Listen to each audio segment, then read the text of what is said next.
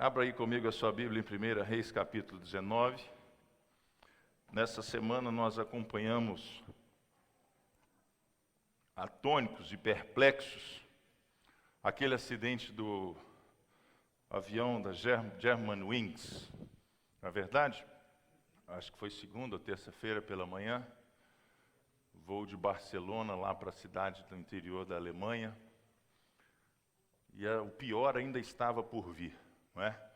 Quando, depois que descobriram a caixa preta, e as informações vieram de que o piloto saiu da cabine, provavelmente para tomar um café, para ir no toalete, alguma coisa assim, e quando ele foi voltar para a cabine, a porta estava trancada. E ele tentando esmurrar a porta, abrir a porta, gritar com o copiloto, e o copiloto propositalmente colocou o avião para baixo, não é? E tirou a vida dele e de mais 150 pessoas. E aí as notícias são que ele era alguém deprimido, que ele não podia estar ali, que ele estava em tratamento, que ele tinha atestado, que ele rasgou o atestado. O que leva uma pessoa, irmãos, a desistir da vida? O que leva uma pessoa, um homem de 28 anos, no vigor dos seus dias, né? Bonitão, bacana, né? Você viu a foto dele aí na internet? Alemão, né? Se ainda fosse alguém lá da Alemanha, um dos países mais ricos do mundo, tudo tranquilo, não tem essa aventura que nós temos aqui no Brasil, né? Ganhou do Brasil de 7-1, campeão de todas as coisas que eles fazem aí. Ou seja, o que leva uma pessoa a tirar a própria vida? Aqui no livro de Reis, nós nos deparamos com a história de Elias, que também foi acometido desse chamado mal do século, que é a depressão. E que dizem aí que 1 a cada 4 pessoas já sofreram ou vão sofrer desse mal. Depressão. Estresse em ponto agudo. Ou seja, aquilo que nós não conseguimos lidar e não conseguimos responder das demandas da vida. Eu não sou psicólogo, não sou psicanalista, não sou psiquiatra, nada disso. Não quero fazer uma abordagem psíquica ou somática, não é? Da expressão, nem tenho capacidade para isso. Mas eu quero mostrar para você na Bíblia princípios que Deus quer usar conosco para que a gente possa se ver livre desse mal. Porque o nosso coração pode ser de ouro, irmãos. O nosso coração pode ser de ouro. Mas ao final do dia, todos nós temos os pés de barro. Ou seja, ninguém está livre de ser acometido de situações como essa. Não é porque você vem na igreja, não é porque você lê a Bíblia, não é porque você é crente, porque aqui nós estamos diante de um homem que, sem dúvida nenhuma, foi um dos maiores nomes do Antigo Testamento, Elias. Diga para o seu vizinho, Elias era alguém importante. E ele passou por uma depressão profunda, por um momento difícil na vida dele. 1 Reis, capítulo 19, nós vamos ler aí até o versículo 13. Acabe fez saber a Jezabel, 1 Reis 19, tudo quanto Elias havia feito, e como matara todos os profetas à espada. Então Jezabel mandou uma mensagem a Elias e disse: faça-me os deuses, como lhes aprouver, se amanhã a estas horas eu não fizer a tua vida como fizestes a cada um deles. Temendo, pois, Elias, levantou-se para salvar a sua vida e se foi.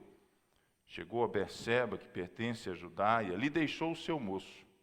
Ele mesmo, porém, se foi ao deserto, caminho de um dia, veio, se assentou debaixo de um zimbro e pediu para si a morte, e disse: basta, toma agora, Senhor, a minha vida, pois não sou melhor do que os meus pais.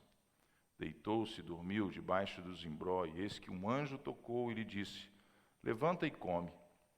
Versículo 6, olhou ele e viu junto à cabeceira um pão cozido sobre as pedras em brasa e uma botija de água, comeu, bebeu e tornou a dormir. Voltou a segunda vez um anjo do Senhor e tornou e disse: levanta e come, porque o caminho te será sobremodo longo. Levantou-se, pois, comeu e bebeu, e com a força daquela comida caminhou 40 dias e 40 noites, até Horebe, o monte de Deus. Ali entrou numa caverna, onde passou a noite, e eis que veio a palavra do Senhor, e lhe disse: que fazes aqui, Elias? Ele respondeu: tenho sido zeloso pelo Senhor, Deus dos exércitos, porque os filhos de Israel deixaram a sua aliança, derrubaram seus altares, mataram seus profetas à espada, e fiquei só eu, e procuram tirar minha vida. E disse-lhe Deus: sai, põe no monte perante o Senhor. E eis que passava o Senhor em um grande e forte vento, fendia os montes e despedaçava as penhas diante do Senhor, porém o Senhor não estava no vento. Depois do vento, um terremoto, mas o Senhor não estava no terremoto. Depois do terremoto, um fogo, mas o Senhor também não estava no fogo. E depois do fogo, um cicio tranquilo e suave. E ouvindo, Elias envolveu o rosto no seu manto, saindo, pôs-se à entrada da caverna, e eis que lhe veio uma voz que lhe disse: que fazes aqui, Elias?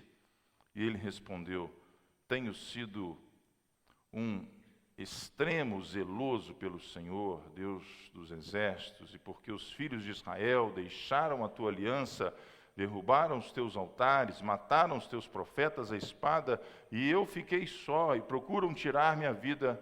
Disse-lhe o Senhor: vai, volta o teu caminho para o deserto de Damasco, e chegando lá, unges a Azael, rei da Síria, Jeú a Inici ungirás rei sobre Israel, e também Eliseu, filho de Safate, em Abel Meloá ungirás profeta em teu lugar. Aqui nós encontramos essa história, irmãos, na qual Elias está deprimido, Elias está estressado, cansado. E a depressão é essa, né? Você sabe o que é depressão, você lê sobre isso, a gente encontra isso em qualquer lugar, você conhece pessoas, ou você mesmo pode estar passando por um momento em que existe uma interrogação: poxa, será que eu estou num momento difícil da minha vida? A depressão, ela tem essa conotação, não é? Ela provoca essa tristeza constante, esse isolamento social, essa ansiedade crônica, um pessimismo em relação à vida, um sentimento de inutilidade, perde-se o interesse pela vida, perde-se o sono, a pessoa não dorme mais, uma impotência, uma paralisia diante das responsabilidades da vida, a pessoa não sabe mais responder aquilo que é mais simples diante da vida, nenhum questionamento que fazem a ela, um mau humor crônico, não é? E perene, diário, uma dificuldade enorme de se conviver com outras pessoas. E nós encontramos Elias aqui no meio desse turbulhão, no meio dessa confusão, no meio dessa angústia, desse estresse, não é? dessa situação que nós sabemos o porquê que ele chegou até aqui. A depressão, ela pode ter motivos externos, ela pode ter motivos internos, né? Ela pode estar associada a situações que passamos na nossa vida, de uma viuvez, de uma fatalidade, da perda de um filho, de uma falência, de uma guerra, de um distúrbio social, sim, situações múltiplas que todos nós, de doença, de enfermidade, que todos nós estamos expostos.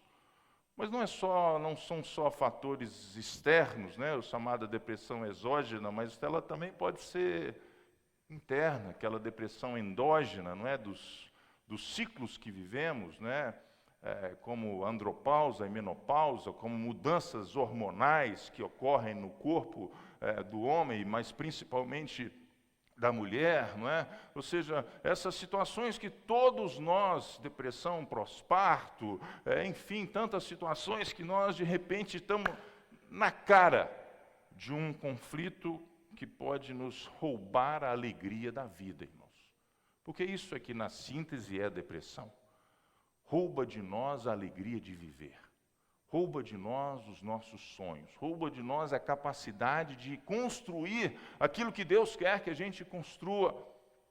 E nós, então, passamos pela vida como se fosse, pessoas assim, sabe, como pessoas de cera, pessoas sem sentimento, pessoas acabrunhadas, pessoas entristecidas. Se a gente vê aqui na vida de Elias, a primeira coisa que ele fez foi se isolar. Elias, ele sempre andava acompanhado, ele era um cara importante, entendeu? Elias não era pouca porcaria, não. Elias era um homem assim que era o profeta de Israel, era o homem mais importante de Israel naquela época de cunho religioso. Ele andava com os discípulos à sua volta. A Bíblia diz aqui no versículo 3 que ele deixou o seu discípulo para trás, ou seja, eu vou ficar sozinho. Isso é uma característica de alguém que passa por esse momento, o isolamento, não quer convívio social, não quer convívio familiar, não quer vir na igreja, não quer mais conversar com ninguém. A pessoa fica só dentro de casa, no quarto dela, e voltada para ela mesmo e em si mesmada. Aqui também diz, que esse sentimento de morte que rondava aí no versículo 4, quando ele fala para Deus, Deus, basta, chega, cansei da vida, me tira a vida, porque não tem mais valor nenhum. Ou seja, esse sentimento de falta de ânimo, falta de vivacidade, falta de vontade, falta de garra para lutar, entendeu? Onde a tenacidade muscular, ela vai lá embaixo, a tenacidade intelectual e psíquica, ela vai lá embaixo. Você, sabe, não está nem aí, você quer que o mundo acabe em barranco para você morrer encostado, entendeu? Desgraça, quanto mais melhor. Chega, cansei da vida. Elias pediu para si a morte. Deus, tira minha vida.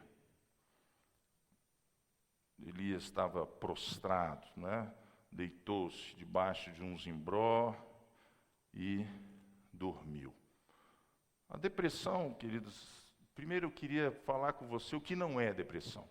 Porque nós, crentes em Jesus, temos uma dificuldade enorme de tratar esse assunto. Porque vem no manual do crente, entendeu? Vem no nosso crentez, vem no nosso dicionário, que depressão é do diabo, que depressão é pecado, que depressão é coisa do maligno, que você está deprimido é porque você não ora, é porque você não tem fé, é porque você não ora em línguas, é porque você não dá dízimo, é porque você não está indo na igreja, Vem no manual do crente isso tudo, porque se você está deprimido, você é alguém fraco, se você está deprimido, você é alguém que não tem fé o suficiente, porque se você tivesse fé o suficiente, você não ficaria deprimido, Você está deprimido porque tem coisa errada lá na sua casa, tem macumba lá na sua casa, tem olho gordo lá na sua casa, tem demônio lá na sua casa, entendeu? É uma ação satânica contra a sua vida, E nós, quando a gente não sabe responder às coisas minimamente, com a consciência minimamente equilibrada, nós julgamos as culpas de tudo sobre as costas do diabo. Coisa fácil para crente é fazer isso. Por que está acontecendo? É o capeta. Você está entendendo? Ou seja, depressão, queridos, não é fraqueza. Depressão não é falta de caráter. Depressão também não é falta de fé. Depressão tampouco é fruto de algum pecado que possa existir na sua vida. Depressão não é falta de espiritualidade. Diga para a pessoa que está do seu lado, olha a vida do Elias. Elias tinha acabado de promover um dos maiores milagres bíblicos. Ele estava no Monte Carmelo, ele ajuntou 400 profetas de Baal. Quantos conhecem a história aqui dos profetas de Baal? Ele falou assim, clama o Deus de vocês e vamos fazer uma aposta, vamos pagar sério aqui agora, vamos fazer a coisa valer. Se o Deus de vocês responder, o Deus de vocês é Deus. Agora, se o meu Deus responder, o meu Deus é Deus. E Elias falou assim, Chama um pouco mais, canta um pouco mais. Quem sabe o Deus de você está dormindo. E a Bíblia registra essa história. Ou seja, Elias era esse tipo de homem. Então não deixe ninguém dizer para você que alguém que está sofrendo de depressão é alguém que não tem fé. É alguém que não tem espiritualidade, é alguém que não confia em Deus, porque Elias era um cara tremendamente comprometido com Deus, e aí ele falou: Deus de Israel, desce fogo, e o fogo lambeu aquelas ofertas todas, e 400 profetas de Baal foram mortos. E aí o pesadelo de Elias começou. Ou seja, eu acho que a gente precisa, quando analisamos essa situação, que somos nós mesmos vítima dela, ou conhecemos alguém que está sofrendo desse mal que se chama depressão, cuidado. Diga à pessoa que está do seu lado: cuidado. Antes de aplicar o seu crentez na vida dessa pessoa, antes de aplicar aquilo que você acha, não, é porque não tem fé, é porque não vai na igreja, é porque não dá dízimo, é porque não louva, é porque não ora em línguas, é porque isso, é por causa daquilo. Ou seja, cuidado, porque nada disso é e se caracteriza aquilo que a Bíblia fala sobre depressão. Moisés passou por isso, vocês conhecem a história dele. Jó passou por isso, vocês conhecem a história dele. Pedro passou por isso. O próprio Jesus, talvez não tenha chegado à depressão, mas no Getsêmani ele orou com tanta angústia. Aquela noite anterior à sua prisão foi tão angustiante que ele transpirou sangue. Ou seja, Davi, rei, o grande rei de Israel, passou por isso. Mas uma palavra foi o suficiente para colocar Elias para correr. Uma palavra é o suficiente para desencadear dentro da gente um processo de morte. Vocês estão entendendo? Uma palavra. Elias tinha feito algo tremendo, algo fabuloso, algo fantástico, algo estratosférico. Mas uma mulher mandou um recado para ele. Falei: Elias, faça-me os deuses o que você fez com meus profetas de Baal, se amanhã, a essa hora, você não for um homem morto. E Elias, vazou na braquiara. Ou seja, desistiu da vida. Às vezes é uma palavra que você recebe. Às vezes é um e-mail que você recebe. Às vezes é um diagnóstico que você recebe. Às vezes é um negócio que você não consegue fechar. É uma palavra, pequena que seja, ela desencadeia às vezes esse processo que fica borbulhando dentro do nosso coração. Porque não somente essa questão, essa doença, essa depressão, é uma questão que trava a nossa vida, como ela é extremamente de difícil diagnóstico.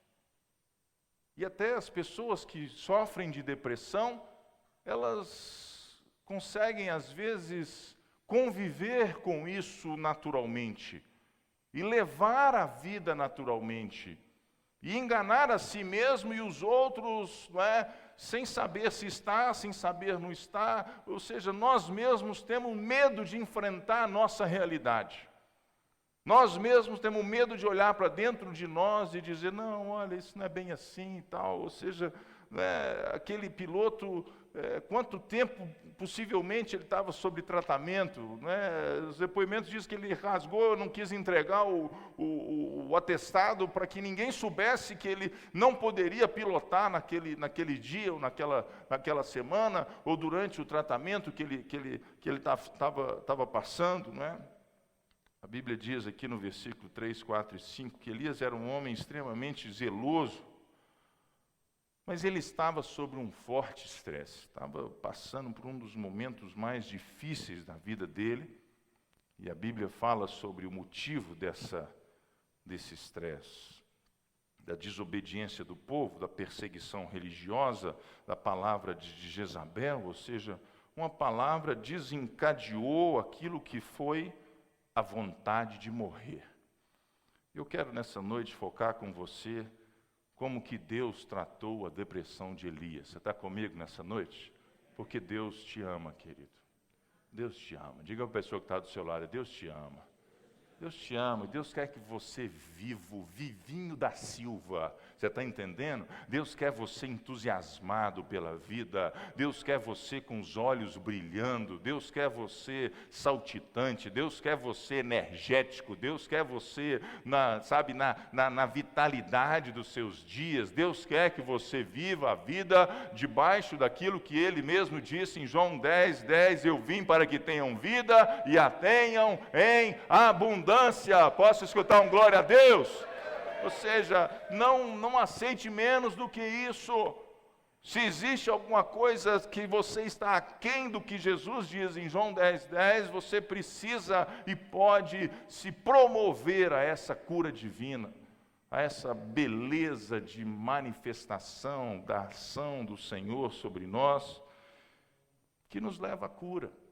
Ele cura o nosso corpo, Ele cura a nossa alma, Ele cura a nossa consciência, Ele faz todas as coisas novas em nós, quantas vezes forem necessárias. No versículo 5, Deus começou o tratamento de Elias, né? Um anjo tocou em Elias e disse para ele, levanta e come. No versículo 6, olhou ele junto à cabeceira, tinha um pão cozido sobre pedras, uma botija de água, comeu, bebeu e voltou a dormir. Ou seja, Deus tem, se você conhece alguém, ou se você se percebe dessa forma, aqui é a coisa mais essencial que existe. Quando Deus está tratando com a gente, Deus está fazendo uma terapia na vida de Elias, né? Se a gente pudesse falar, é como se fosse uma terapia medicamentosa. Naquele tempo não existia penicilina, mas Deus fala para Elias assim, come, dorme e bebe, Elias. Come, dorme e bebe. Ou seja, você precisa se alimentar bem, você precisa dormir bem e você precisa se hidratar, Elias. São coisas simples da vida, às vezes que nos levam como um primeiro passo. Diga assim comigo, um primeiro passo, né? Porque o deprimido, ele troca a noite pelo dia, ele não dorme, ele tem insônia, ele se alimenta mal, ou ele come muito pouco ou ele come demais, ou ele emagrece 10 quilos ou engorda 20 quilos. Não é? Ou seja, ou ele come demais para sustentar aquela situação dele emocional que ele está fazendo, ou ele deixa de comer, ou ele deixa de descansar, ele fica, aquele zumbi o dia inteiro. Por quê? Porque não dormiu de noite. O nosso modelo que Deus nos criou, querido, você e eu, nós precisamos aprender a descansar. O rei Davi diz, em paz me deito e logo pego no sono, porque tu estás comigo. Ore para que o seu sono seja um sono reparador, seja um sono restaurador. Você não pode aceitar, em nome de Jesus, nenhum tipo de insônia sobre a sua vida, nenhum tipo de pesadelo sobre a sua vida. Deus é com você, meu irmão, em nome de Jesus. O anjo disse para Elias, olha, toma o pão, come do pão, toma da água, se hidrata bastante, não é? Dorme, Elias. Tira um descanso. Fala para o seu vizinho aí. Quem sabe você está precisando de um descanso? Umas férias.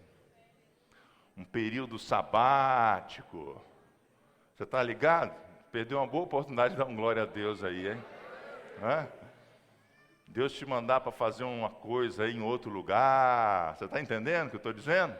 Não é? Sair da rotina. Você está entendendo o que Deus está fazendo com Elias? Deus está fazendo isso tudo com ele. Dorme, homem, dorme, se aquieta, seus pensamentos, as suas emoções, a sua conta no banco, aqui, seu celular não pega aqui não, Elias, fica tranquilo, o gerente do banco não vai te ligar não, dorme, Elias, descansa, Elias, porque um princípio fundamental é que a gente possa ter na nossa vida um bom repouso. E no versículo 7, o anjo aparece para Elias e diz assim, levanta-te e come. De novo, porque o caminho que terá será sobremodo longo. Preste atenção nas palavras do anjo. O anjo, encontrando com Elias, Elias queria morrer. Ou seja, sem nenhuma perspectiva de futuro. Você está comigo nessa noite? Elias não estava pensando no amanhã, Elias não estava pensando na semana que vem, Elias não estava pensando no mês que vem, e de repente vem o anjo para ele e diz assim: Elias, presta atenção, você precisa estar alimentado, você precisa estar hidratado, você precisa estar descansado, você precisa estar no seu vigor físico, mental, com a sua alma saudável, porque você ainda tem muito para realizar na sua vida, o seu caminho ainda será longo, o seu caminho ainda será longo. Ou seja, nós precisamos aprender a receber na nossa vida e a sermos anjo na vida das pessoas, trazendo uma palavra de encorajamento. Diga para quem está do seu lado: Deus tem muito para fazer na sua vida. Deus tem muito para fazer na sua vida. Se anima, se encha de esperança, se encha de ânimo, se encha de virtude. Deus ainda tem muito para fazer por você. Elias, se Deus quisesse te matar, Ele já tinha feito isso. Se Deus já contasse que a sua vida não valesse mais a pena, não precisa se preocupar que Ele vai te promover e te levar para o céu, Elias. Se nós estamos aqui, queridos, é porque Deus está dizendo para você nessa noite: o seu caminho para ser percorrido ainda é longo. Diga para o seu vizinho: ainda tem muito para fazer ainda.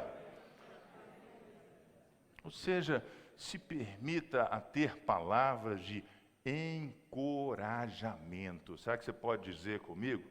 Eu vou encorajar as pessoas. Vamos falar juntos? Eu vou encorajar. Outra vez. Você encontra alguém que está passando por essa angústia, por esse estresse, por esse momento de criticidade na vida, né? E vai você lá com ferrinho de dentista também. Eu avisei para não casar, porque isso é uma mala sem alça, sem rodinha. Agora aguenta, agora você vai comer o pão que o diabo amassou. Eu falei para não entrar de sociedade nesse negócio. Eu falei para não comprar esse carro em 100 parcelas. Agora está aí desempregado para pagar esse carnê de 120 vezes. Eu avisei. Deus te chamou para ser um encorajador das pessoas. O diabo, deixe com ele a prerrogativa de ser o acusador. Você não precisa tomar o papel dele, irmão. Você está entendendo? Ele faz o que ele precisa fazer muito bem feito. Você faz o que você foi chamado para fazer com muita excelência, que é encorajar as pessoas. Vão treinar? Diga para o seu vizinho: olha, vai dar certo. Os dias futuros vão ser melhores. A saúde vai vir sobre a sua família. A provisão vai vir sobre a sua família. Anima, meu irmão. Se anima, meu irmão. Se anima, meu irmão. Mas quanta boca estragada nós temos nesse mundo, que só serve para tirar da gente o chão, que só serve para falar para você o seguinte: se você deixar o seu pão com manteiga cair, ele vai cair com a manteiga virada para baixo. Porque tu é um cara azarento, meu amigo. Tu, o dia que nasceu, eu vou te contar, Deus estava de férias. Querido, seja você um encorajador. Você está comigo nessa noite? Que nós sejamos anjos na vida das pessoas. Anjo disse para Elias, falou: Elias, come, bebe, levanta, porque Deus ainda tem muito para fazer na sua vida. Se permita viver dessa forma. E Elias come, Elias bebe, Elias descansa. E você, não sei se percebeu aqui no texto, a Bíblia diz que Elias estava no deserto. Mas que Elias comeu e bebeu aquela comida, e andou por 40 dias, está aí no versículo 8, e foi para um outro lugar, que se chamava Monte Horebe. Preste atenção, irmãos. Preste atenção. Dá uma cutucada no seu vizinho e fala, presta atenção. Até aquele momento, quem tinha falado com Elias? O anjo. Fica ligado que essa bênção é para você. Até aquele momento, quem tinha falado com Elias era o anjo. Está aí na Bíblia, não estou inventando nada. O anjo chegou para Elias e falou, Elias, come, Elias, bebe, Elias, descansa. Elias, você vai caminhar 40 dias, você vai mudar de lugar, Elias. Você vai para o Monte Horebe, 40 dias de caminhada. A partir do momento que ele chegou no Monte Horebe, quem começou a conversar com ele? Foi Deus. Diga para o seu vizinho aí, fica com esse mistério, meu irmão. Por que Deus não se manifestou a ele enquanto ele estava no deserto? E mandou o anjo se manifestar a ele. Quando nós temos esse momento na nossa vida de estresse, de depressão, de angústia, irmãos, nós precisamos, em muitas ocasiões, precisamos sair do deserto e ser levado a um lugar emblemático na nossa vida. Um lugar que nos permita recomeçar. Eu não estou dizendo que é um lugar geográfico, um endereço, uma rua e um número. Mas eu estou dizendo que existem lugares na sua vida que são lugares especiais. O Monte Horebe era o mesmo monte que a Bíblia também chama de Monte Sinai. Sabia disso? Os dois são o mesmo monte. Querido, e o Monte Sinai é o lugar. É o lugar que Deus apareceu para Moisés. É o lugar que as tábuas da lei foram dadas. É o lugar onde Moisés via Deus face a face. É o lugar da revelação, é o lugar da intimidade, é o lugar onde você não vive mais você, mas é Cristo que vive em você. Se você encontrar alguém que tenha passado por um momento de angústia, de depressão, essa pessoa não precisa só de descanso, de água e de repouso, ela precisa de mudar de lugar. Ela precisa sair do deserto. E você sabe o que deserto na Bíblia significa? Ela precisa ser levada a um lugar de se encontrar com Deus. Ela precisa ser levada a um lugar emblemático, onde ela sabe que ali a sorte dela será mudada. E 40 na Bíblia tem essa característica de totalidade, de um ciclo completo, não é? Os 4 evangelhos, as 4 estações da terra, os 4 pontos cardeais, norte, sul, leste e oeste, as 4 faces de Jesus no livro de Apocalipse, ou seja, Elias caminhou por 40 dias, e a Bíblia diz que ele chegou ao Monte Horebe, e quando ele chegou ao Monte Horebe, Deus começou a falar com ele, como se Deus não soubesse. Estou terminando, hein? Dê mais 5 minutos que eu acabo. A outra metade fica para depois. Como se Deus não soubesse o que estava acontecendo, no versículo 9 e no versículo 13, por 2 vezes, Deus pergunta para Elias, o que você está fazendo aqui, Elias? Ou seja, o que está acontecendo com a sua vida?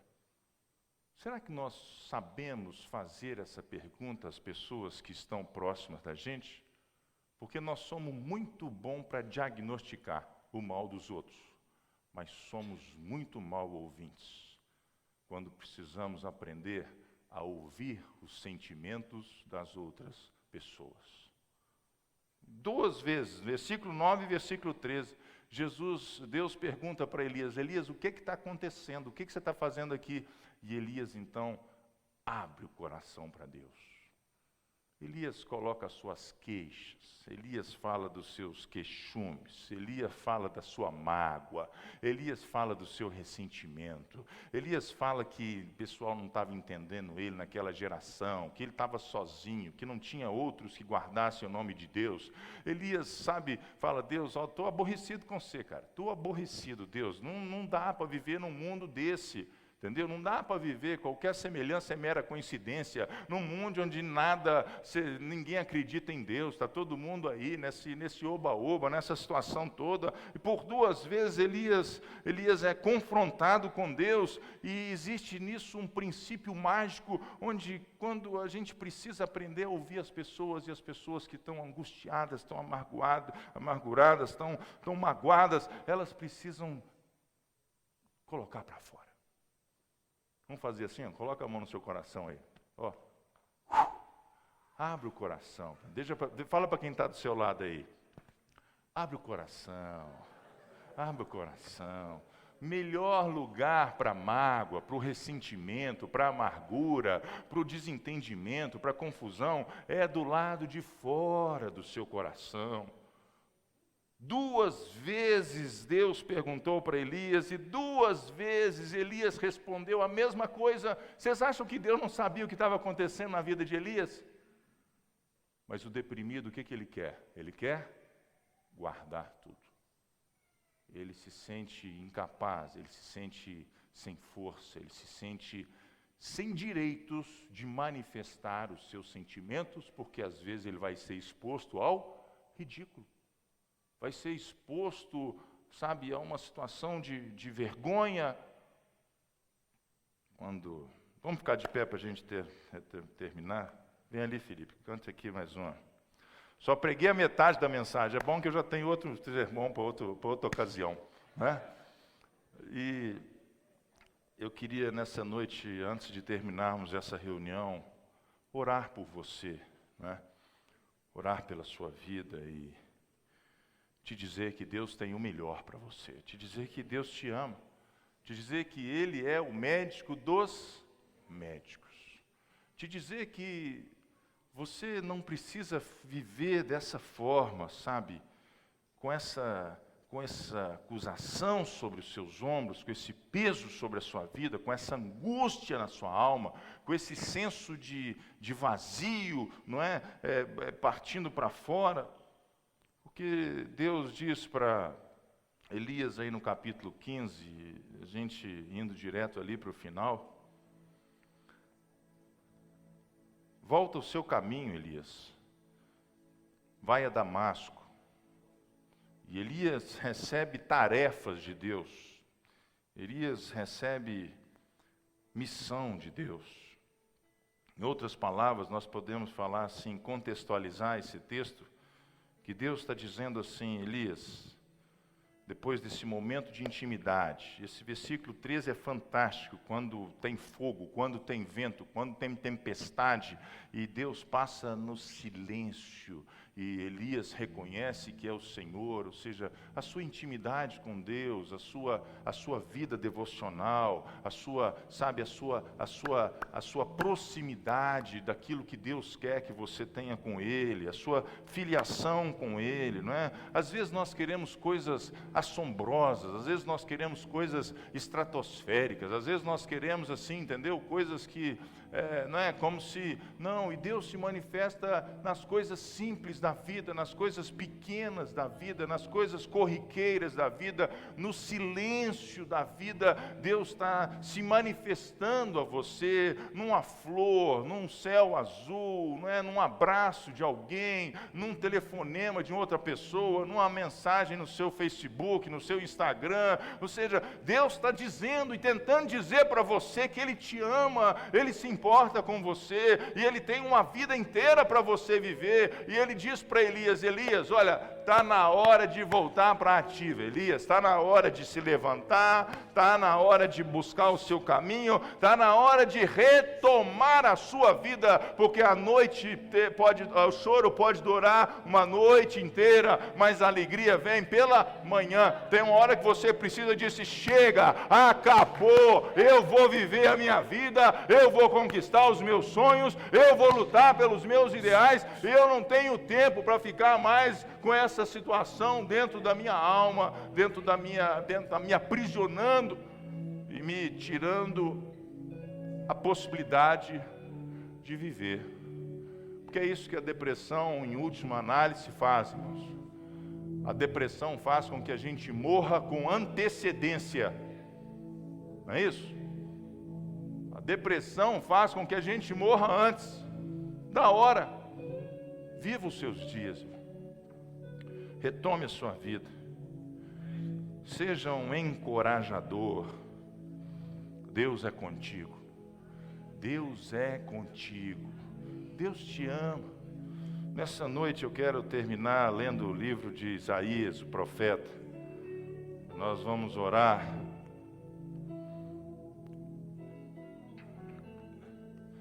Isaías, capítulo 41, versículo 10. Tome esse versículo para a sua vida. Tome esse versículo para essa semana. Tome esse versículo para essa noite, para a sua família. Não temas. Vamos dizer juntos? Outra vez. Não temas. Diga para o seu vizinho. Diga para quem está do seu lado aí. Diga outra vez.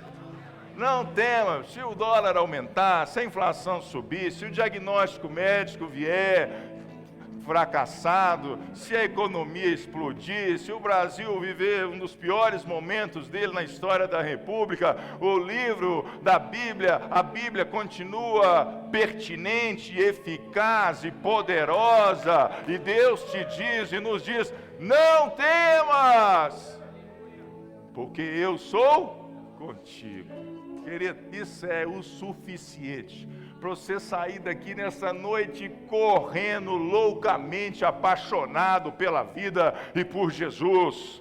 Ele é o cara, Ele é o Rei dos Reis, Ele é o Senhor dos Senhores, Ele é o Alfa, Ele é o Ômega, Ele é o princípio, Ele é o fim, Ele é aquele que mediu na palma das suas mãos as águas do oceano, criou os animais, criou os peixes, criou as eras, criou as galáxias, e Ele diz: eu sou contigo, eu sou contigo, eu sou contigo. Você não está sozinho. O profeta Isaías diz ainda que a tua mãe te esqueça de você. Eu jamais, em tempo algum, em época alguma, me esquecerei de ti. Não te assombres, porque eu sou o seu Deus. Eu te fortaleço. Diga para o seu vizinho aí, quem te fortalece é Deus. Eu te ajudo e te sustento com a minha destra fiel. Isaías 41, 10. Deus te ama, meu irmão. Deus te ama. Feche os seus olhos nessa noite. E eu quero orar por você